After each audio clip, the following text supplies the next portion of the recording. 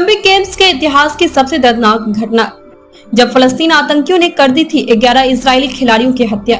1972 Munich Olympic के games को आज तक कोई नहीं भूल पाया है। जर्मनी और इसराइल में तो ये एक ऐसा दर्द है जो कभी शायद सही नहीं होगा।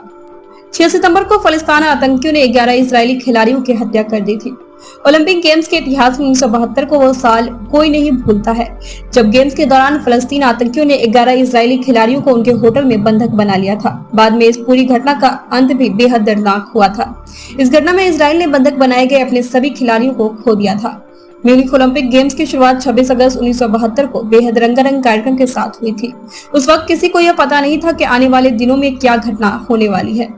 चारों तरफ ओलंपिक गेम्स में हिस्सा लेने वाले खिलाड़ियों की सुरक्षा के लिए पुख्ता व्यवस्था की गई थी। होटल से लेकर स्टेडियम और रास्ते में भी सुरक्षा कर्मी तैनात थे। म्यूनिख से करीब 20 किलोमीटर दूर बने ओलंपिक गेम्स विलेज के एक होटल में इजराइल के खिलाड़ी ठहरे हुए थे। 6 सितंबर 1972 को 5 नकाबपोश फलस्तीन आतंकी होटल में घुस गए। उन्होंने सबसे पहले वेट लिफ्टर जोसेफ रामोनो को गोली मारी। इसके बाद उनका दूसरा शिकार रेसलिंग के कोच मोसे बेनवर्क बने थे। इस घटना से होटल में अफरा तफरी मच गई थी। हर कोई इधर उधर भाग रहा था। इस बीच आतंकियों ने 9 इजरायली खिलाड़ियों को बंधक बना लिया था। उन्होंने जर्मनी की सरकार से मांग रखी थी कि इजराइल द्वारा गिरफ्तार उनके कुछ चुनिंदा नेताओं को तत्काल रिहा कर दिया जाए। आतंकियों की तरफ से धमकी दी गई थी कि यदि ऐसा नहीं हुआ तो वो सभी खिलाड़ियों को मार देंगे। दूसरी तरफ स्टेडियम में ओलंपिक गेम्स के सभी इवेंट्स को जारी रखने का फैसला लिया गया था। वहां पर इसकी कोई जानकारी नहीं थी। जर्मनी के गृह मंत्री ने आतंकियों को आश्वासन दिया कि उनकी मांगों पर विचार किया जाएगा।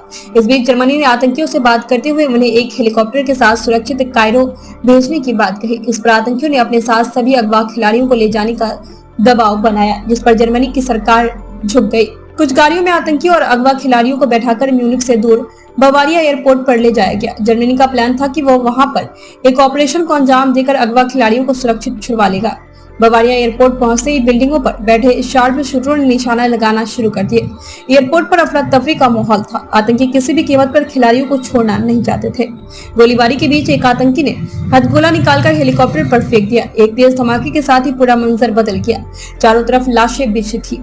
बचे हुए आतंकी लगातार गोलीबारी कर रहे थे। कुछ देर बाद जर्मनी की रेडियो पर ऐलान किया गया कि सभी बंधकों को सुरक्षित छुड़ा लिया गया है, लेकिन एयरपोर्ट की हकीकत कुछ और ही थी। एक एक कर सभी आतंकियों को मार गिराया गया, लेकिन जब मुआयना किया गया तो वहां पर एक भी खिलाड़ी जीवित नहीं था। सभी मारे जा चुके थे। आतंकियों और सुरक्षा कर्मियों की गोली के शिकार एयरपोर्ट पर मौजूद कुछ कर्मी भी हुए थे। इस मंजर को देख सभी की आंखें नम थी। कुछ देर बाद दोबारा रेडियो टीवी पर इसकी जानकारी दी गई कि कोई खिलाड़ी जिंदा नहीं बचा। इसके बाद कुछ देर के लिए ओलंपिक गेम्स के सभी इवेंट्स को रोक दिए गए थे। ओलंपिक के इतिहास में ऐसा पहली बार हुआ था। इस घटना पर इसराइल ने जर्मनी की ये कहते हुए निंदा की थी कि उन्होंने सही से इसको हैंडल नहीं किया।